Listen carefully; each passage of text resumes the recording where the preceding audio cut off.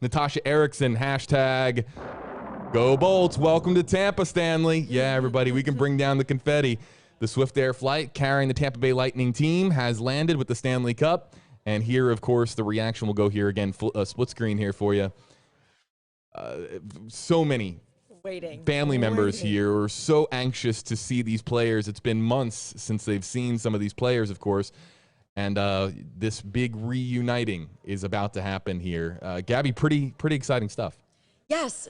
And JB, I mean, the hockey celebrations that follow winning a Stanley Cup, you see players drinking out of the cup goes to each player, it visits them, they get to do whatever they want to do with it for however long they have it, et cetera, et cetera. But you asked me this yesterday, what would I really look forward to the most? And I feel that it's this part right here, because this is just part of this unique year, this unique time that we're in.